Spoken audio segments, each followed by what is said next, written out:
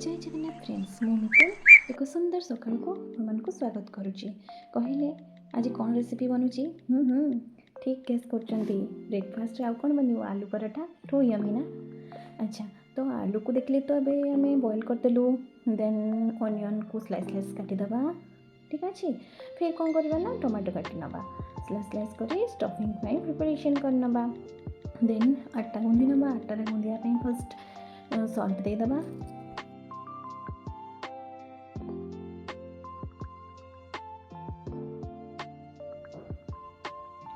Salt देकी अल्प पानी देकी भल से चकटी नवा। चकटी पर देखो डो पूरा रेडी हो जाए। एबे छोट छोट गोला करके रखी नवा।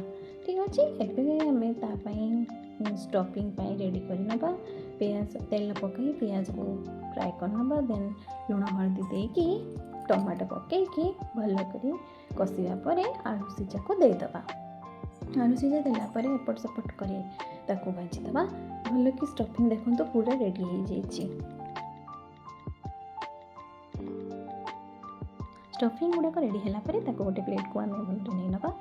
एवं आम डो बनई जो डोर गोला गुड़ा को नहीं छोट छोट गोला को नहीं अल्प बेलिबा। अल्प बेलिकी छोट रुटी बनई भितर स्टफिंग को पूरी पूरा मोमो सेप्र गोली करके देन ताको प्रेस करना हाथ में किसी टाइम। देन ताको आम हल्का हल्का हाथ में बेली नवा। हल्का हल्का हाथ में बेली सारी देखो पूरा रेडी हो गला। एबे हमें तावा गरम करके रोटी को पकई नवा। घी कि तेल रे आम भल सेकी नवा। देखो पूरा लाल लाल हो परोटा पूरा रेडी हो जाए।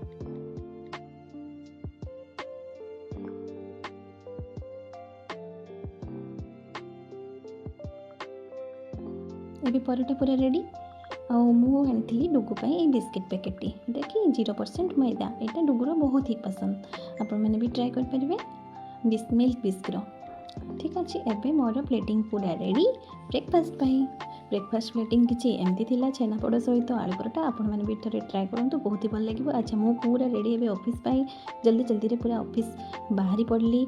आपण सहित देखा पुणी इवनिंग रे।